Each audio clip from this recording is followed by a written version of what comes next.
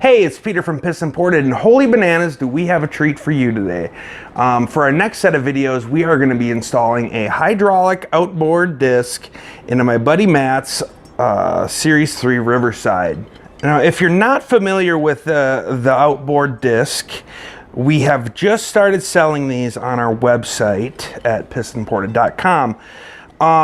Prior to this, I have had a little bit of experience with this particular disc brake in that I didn't stock it. Mostly because after I received it, I was like, I just don't think this is at the level that I want to sell to my customers yet.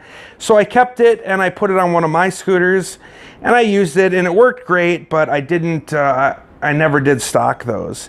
Now, I've been on Pat for a number of years to get a different hub for this particular disc brake, and now he has.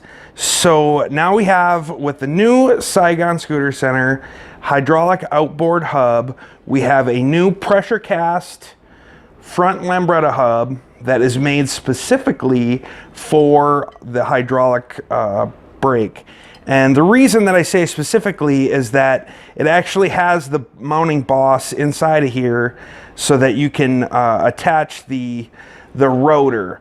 Prior to this, there was an steel or aluminum machined slug that went into here, and then that got pinned to an SIL hub on the outside here. And I was always a little apprehensive about that particular design, mostly because it added a couple extra points of possible failure, especially with all of the power that can be placed on this particular surface, you know, using the hydraulic brake and all that twisting action. It really made me apprehensive. And with this new design, I'm not apprehensive whatsoever. And on top of that, the quality and fit and finish of these components is vastly superior to what they used to be like. So they really have come a long ways, you know, since the first one that I got, you know, maybe 5 years ago. The rotor on it itself is a Sunstar brand. So you're getting a brand name rotor. Obviously, you still get the Nissan caliper, you know, that's from a Honda. They do the stainless steel link here. This particular one's for drum, so then you have the little drum peg out there, and then you have the Speedo drive. You know, it comes with some nuts and stuff which we aren't going to use because they're not lock nuts and what have you. But and then as far as these are concerned, it comes with this really nice looking nuts for the axle, and I would just go ahead and take these and throw them in the trash. Even though they look nice, they're not nylock.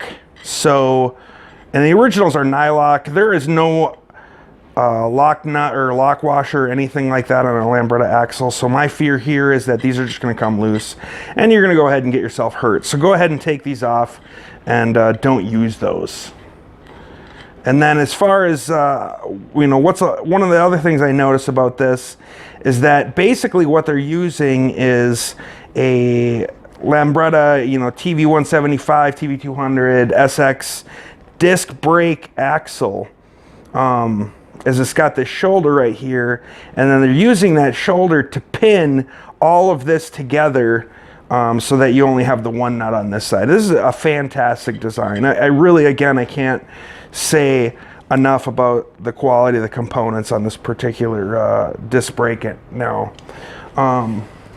Now, as far as the master cylinder is concerned, they're still supplying the same master cylinder that they have for years with this. It's a 7/8 mount.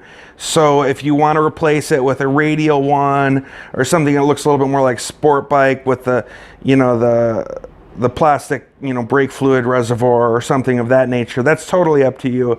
As long as it's 7/8 here, you'll have to pull the piston out and measure that to determine what size that is, and then you can just go on Amazon and find something cool if you want.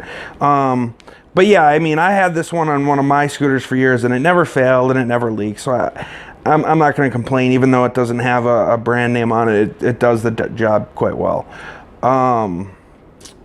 This particular one is an LI. We sell them for pretty much everything except for, you know, a Series 1 or a Series 2 TV, because those ones are going to be different. But otherwise, we have all the other ones on our website. And then these also come with a front brake switch. So, you know, you can go ahead if you want and wire this in place. So this is going to turn on your rear brake light, which is, you know, a really nice feature, and something I highly recommend, especially after, you know, once you get this kit installed, you'll realize how great it is to have a hydraulic front brake. And, you know, you'll actually be able to do the proper, you know, procedure of when you're applying the brakes, you're going to put the majority of your braking on the front as opposed to the rear, which is what a lot of us end up doing with scooters because the brakes essentially suck. So once you start getting into a tuned scooter, you know, it becomes even more apparent. So once you put this bad boy on there, you're really going to be putting like 80% up here in the front. Then you'll just be using your rear a little bit. So, you know, go ahead and wire that in place. But yeah, and then as far as the brake hose that they include, it's the same hose they have for years. It's a rubber Piaggio brake line from a P series, and it works fantastic. I know a lot of people like to switch these out for a braided or a hard line. My only recommendation as far as that's concerned is that, you know, the braided lines, they look cool, but if you don't have a proper, you know, front suspension in place, like you know, like you know, dampers or progressive fork springs, or honestly, you should really have both anyways if you're going to be putting this up there. And if you go to that braided, you know, it really firms up the lever feel. And if you don't have the proper front, you know, front end setup, you know, is really going to want to throw you over. Whereas the, you know, with the rubber, it adds a little bit of a level of flexibility to that, so that you get some brake feel, but you don't feel like you're going to go over the handlebars, which is, you know, one of the major complaints that people might have when they fit one of these, if they don't fit progressive springs and front dampers. So yeah, and now we're going to actually go ahead and fit it.